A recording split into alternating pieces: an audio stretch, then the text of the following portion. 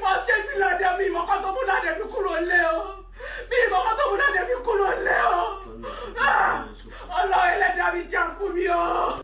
This is brutal. Wahala, big time wahala. The lady screaming right there is the wife of an upcoming skit maker who claimed that this woman brought in 4 children from her previous relationships or marriage, and he wasn't aware of this. That at the initial point when they met, she said, I have only 1 child. And being that he is also a single father with 1 child, he felt everything don't balance. This skit maker is called Lande. Well, he disappeared. For those who have been on this channel, you know what I'm talking about. He disappeared and reappeared. And the talk is that this woman is frustrating him. This woman and her family are frustrating this guy. He is not seeing the fruit of his labor. Everything is channeled towards the eye taste of this lady. All of a sudden, she now realizes that there is a place called Lekki. This is a woman who does not work. She has nothing to offer. She believes that what she has to offer is covering her head and giving birth to more children. Well, both of them have a child in between them, and that makes it 5 for her. She has 5 children already.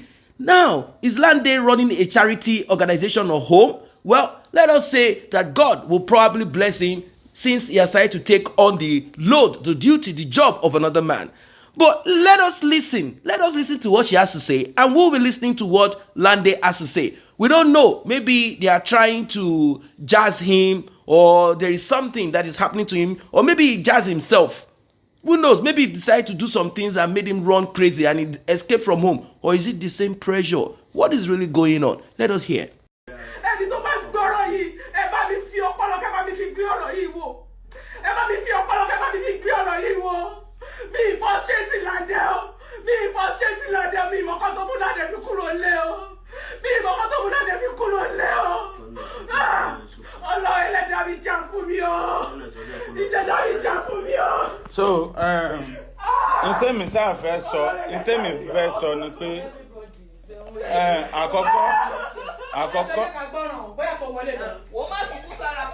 àkọ́kọ́ mo ti ẹni kí n sòótọ́, mo dẹ̀ ti sọ gbogbo n tó wà ńbẹ̀. Ntẹ́mi ká máa sọ ni pé mo bẹ̀ everyone pé ẹ má bínú, èmi ni mo kọ́ sí gbogbo wàhálà tí ó ń ṣẹlẹ̀. And reason why tí èyí mi fi fẹ́ sọ̀rọ̀ síta náà ọ̀nà lẹ̀ ń rí. Reason why tí mi fi fẹ́ sọ̀rọ̀ síta téyàn ò fi sọ̀rọ̀ síta, because if you talk tó bá sọ̀rọ̀ síta, ta ló máa believe ẹ, ta ló fẹ́ believe ẹ. Àìmọye àwọn tí mo ti sọ fún pé I'm totally tired, pé I'm depressed, but believe me now, ta ló fẹ́ believe ẹ. Now mo sọ wípé ọmọbìnrin wà láìtàláì sí mọ́ bí láì, òun ló tún jẹ́ kí n wà di ìsìn, because àwọn ẹ̀kọ́ réjì tó máa ń fún mi bí gbogbo wọ́n yẹn 8 something pẹ̀lú ìsàn kíní wọn bọ̀ kíní tá máa ń gbà lé, but mo ti san bóyá bí 300 ń bẹ́. Wọ́n ní kò pín àkáǹtì ẹ̀ padà. Dára o. Tó bá jẹ́ gbogbo nǹkan tó ń sọ ń sìn, a wò síbẹ̀ ojú Ọlọ́run ọba lórí. Gbogbo tó pamọ́ láyé ojú Ọlọ́run ọba lórí. Tó bá jẹ́ lóòótọ́ ló ń sọ o, àbí ìdákejì ló ń sọ o. Tẹ́lítì bá ń ṣẹlẹ̀ ní ilé tó ń mú Lande máa ronú. Ìwọ ni ìyàwó Lande. Ìwọ ló yẹ kó mọ bí tó máa gbọ́rọ̀ Lande dà. Lọ́nà sí pé ọkọ máa rùn pa, ìyàwó máa dán. Kò nídìí yẹn.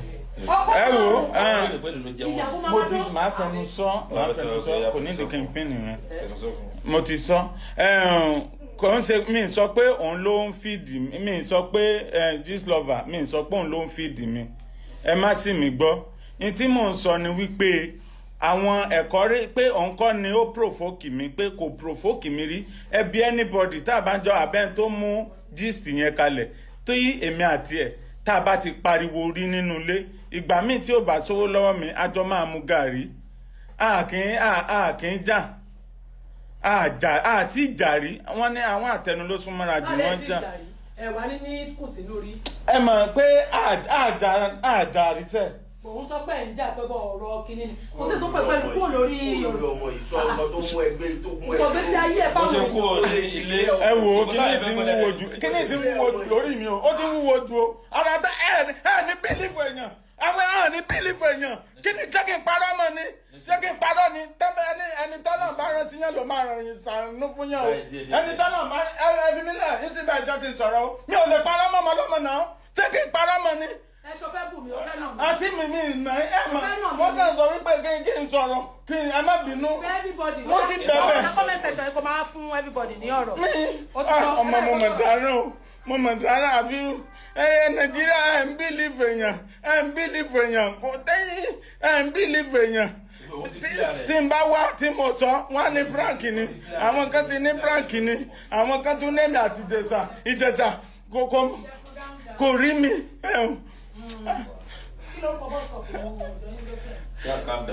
àwọn ti dm wọn ní mò ń chat àwọn èèyàn káàkiri mo lè sọ ẹni tí mo chat rí ìgbà tí kinní yẹn dẹ̀ sún mi níjọ́ ṣé Sunday kan mo kúrò lé kí n tó kúrò lé tí ò sí nǹkan kan lọ́wọ́ mi mo mẹ́sẹ̀jì Sàbínù Mr. Funny nítorí ẹ̀jẹ̀ kí n mẹ́sẹ̀jì ẹ̀ ní wípé èmi àtẹ́jọ́ máa ń sọ̀rọ̀ dáadáa ó ti pè mí fún iṣẹ́ rí ó pè mí fún iṣẹ́ rí tó jẹ́ pé èmi mo mọye tí mo fi gbé wúbàdé bẹ́ẹ̀ tí mi tí ní mọ́tò ń gbà yẹn ó pè mí fún iṣẹ́ rí mo dẹ̀ lọ ó bà mí lówó mi ò gbà lọ́wọ́ ẹ̀ mi ì gbà lọ́wọ́ ẹ̀ understand ó bà mí lówó mi ì gbà lọ́wọ́ ẹ̀ so mo wá wò pé tí n bá sọ̀rọ̀ mi fún ìdíje èèyàn tí n bá sọ̀rọ̀ mi fún ẹni ó máa reason mi ó máa lè understand mi that's why tí mo fi mẹ́sẹ̀gì Sàbínù Mr. Funny ẹ understand ìgbà tí mo dẹ̀ sọ fún ó dẹ̀ ka mẹ́sẹ̀gì mi kò dẹ̀ reply so mẹ́sẹ̀gì yẹn mo wá send ìgbà tí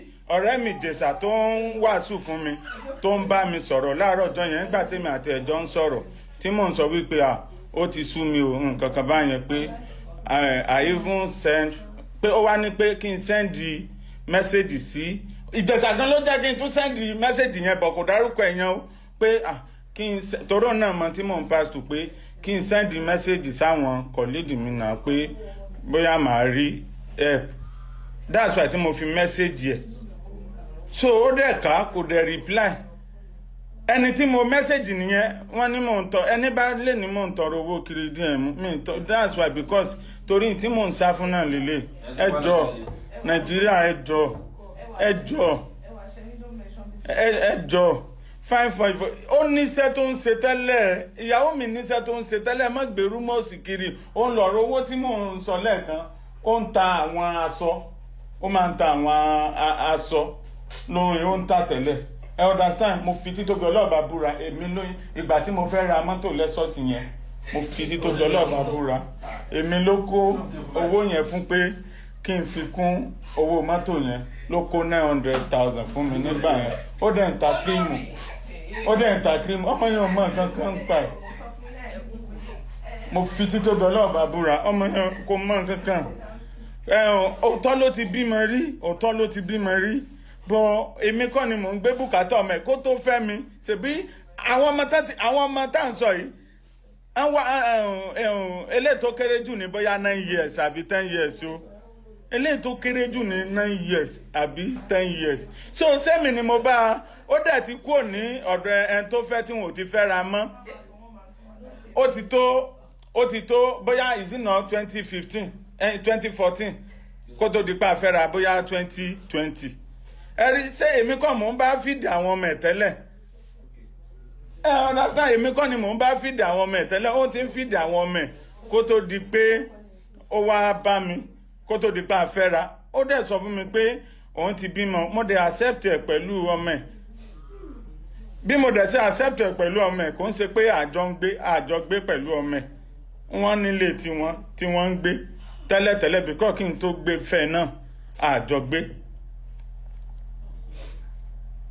gbé ọmọ ẹja máa tiẹ̀ believe ara wa ẹja máa òun ló even ọmọ mi ti tèmi òun ló sọ pé kí n lọ mú wá láti Ọ̀ṣun ọmọ sì lọ mọ́ ọmọ yẹn wá tí ọmọ yẹn tó fi wà ní ọ̀dọ̀ wa. Ntí mo kàn fẹ́ sọ náà ni wípé lágbára Ọlọ́run gbogbo ẹ̀yin ọmọ abiyamọ ayé pátápátá ẹ̀ ní fojú sunkún ọmọ, ẹ̀ ní fọmọ ṣe àwátì. Gbogbo ẹ̀yin tẹ́ ń wò mí náà, gbogbo ogun tó máa dé báyìí tẹ́ máa rò pé kẹ́ ẹ para yín òun ló kù. Ọlọ́run ní jẹ́ kẹ́ ẹ rí. Rísì tí mo fi fẹ́ para mi ni pé sẹ́rí n tó ṣe mí mo ti mọ̀, it's a spiritual attack. Kò dẹ̀ sẹ́ni tí ò lógun bọ èmi mi ò bìlífù nínú pé ẹnìkan àwọn kan máa ń ṣèyàn. Mo ṣẹ̀ṣẹ̀ wá gbàpáyé wà sí ni tẹ́lẹ̀ mi ìgbàpáyé wà bọ̀ ẹ̀yin ayé ẹ jọ̀ọ́ mo bẹ̀ yín, ẹ jọ̀ọ́ mo bẹ̀ yín, mo fi gbogbo nǹkan téèyàn fi ń bẹ̀ yín mo fi bẹ̀ yín. Mo ti gbà pé ẹ wà báyìí, ẹ wà, ayé wà, mo mọ̀ pé ayé wà báyìí bọ̀ ẹ̀yin náà wò ó náà ní ẹlẹ́dàá tiẹ̀ ẹni mi ìsòtọ́ ọ̀rọ̀ kí o tọ̀rọ̀ wo lẹ fẹ́ kí n sọ. Ṣé kí n sọ wípé ọ̀dọ̀ mi náà ń gbé ni àbí kí n sọ pé ọmọ mẹ́ta ló bí? Tó bá bímọ mẹ́ta máa sọ, kó jẹ́ 5 ló bí mo máa sọ, à ń múyàn sí náà. Ọmọ bíbí òun sárùn. Ó ti yẹn ẹ ṣé gan o, thank you so much everyone. Ẹjọ́ ó ní láti stand padà kan tó kan yẹn pé and that was all.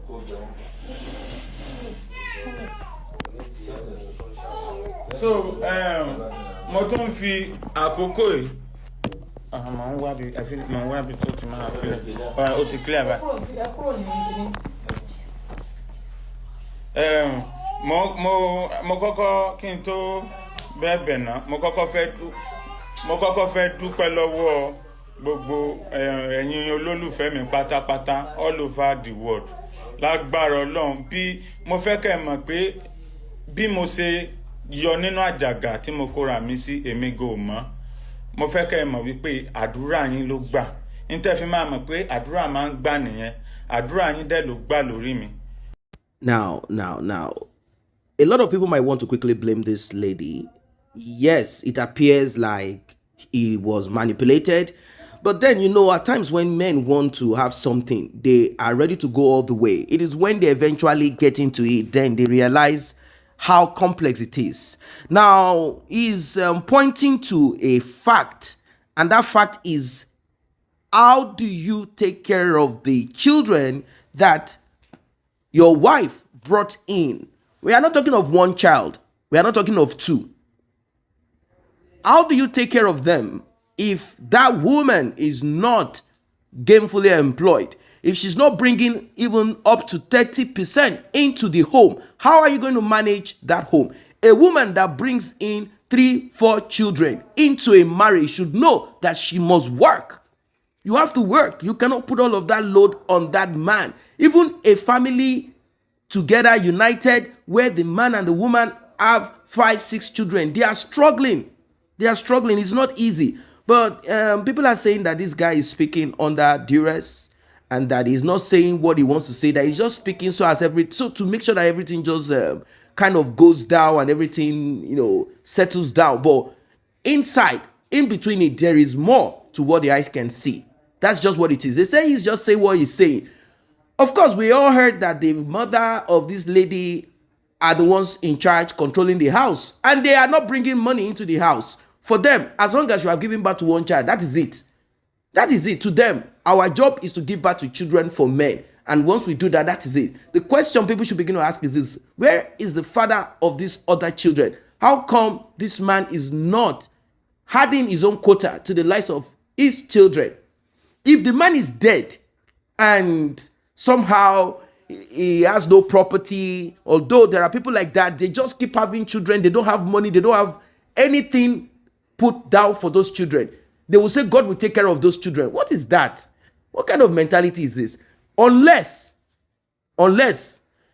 a woman is a widow, unless the children are orphans, you meet that kind of woman and you believe that you have what it takes, and you see that the woman is hardworking, and you know that you have all that it takes. You both have bright future, not just hope that it will get better. You both know that there are things that have been put down already for you to manage those children, take care of their needs. Then nobody will say, okay, don't go into marriage or relationship with a woman who has 3 children already.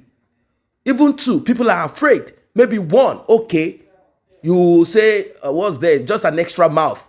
But when a woman comes with 3 children into a marriage, the man must be frustrated. This guy is not an actor like that now. He's a skit maker.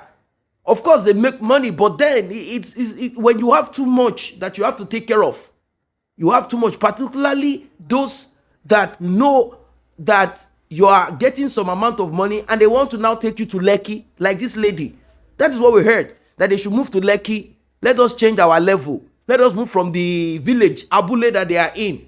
Let us move. And it's not as if maybe they are living in a bad place, but this kind of woman, she doesn't want to stay where they are. She wants them to go to Lekki. That's what we heard. But now she is issuing a disclaimer. She's screaming, she's shouting, she's saying, I'm not the one. No, I did not frustrate him. If this guy begins to count all of the things that is happening, you will know that you are frustrating the person. No one, most of these people, women, they will never agree that they are frustrating the man. And I'm not saying men don't frustrate women too. But in this case, there is more to what the eyes can see. That's just the truth of it. Now the guy is saying, no, she has been taking care of her children. With which money? What was she doing to take care of them? Was she really taking care of them as she should take care of them? Or they are just struggling, managing? Maybe at times they go to bed without food. That's what we are talking about. And we don't even know the age of these children. And from the look of things, they are still underage. They still need to be taken care of. It is now the duty of the woman and her mother, who we heard is raising her voice and talking loud and talking so local. She should now begin to enforce the father of those children to supply the needs of those children. That is what it is. Not that you will now take all your load and put it on one guy because you think he's nice, he's more responsible, you better hang those children on him. No, it doesn't work that way. It's time for us to begin to do things right. It's quite unfortunate that we live in a society where a man could get a woman pregnant and escape and just leave the load on the woman and say, go and take care of the children. You know, go and do it. Get out of my house. And he will care less about the children, get another woman pregnant, and keep living life without responsibility. It's time for this lady. Listen to this advice. Instead of shouting and saying, I did not frustrate him. How else can you frustrate a man? If you bring almost 5 or 4 children to his home with the one he has, and he's not rich, he's still begging God to help him. That is enough to frustrate him. So that's your cry and scream and disclaimer. Go and use it to get the father of these children to begin to take care of those kids. At least, if that is out of it, I don't think there will be too much friction or problem, or someone will walk away from home under duress or frustration. Or what this guy is saying now, he's not saying it because he means it. He's just saying it to bring peace into that house and to just cover everything and close it all. Definitely this woman will not come out and say, yes, I'm the one that made him go. I'm the one that did this and that. She's definitely going to say, no, I don't know about it. Oh, please, oh, I didn't frustrate him.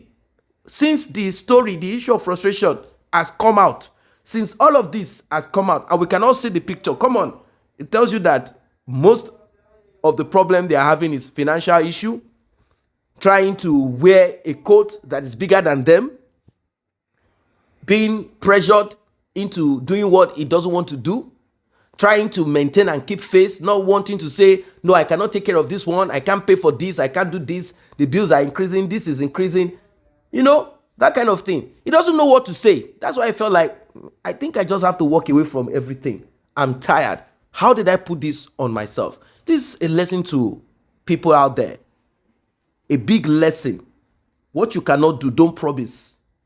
What you cannot carry, don't put your head.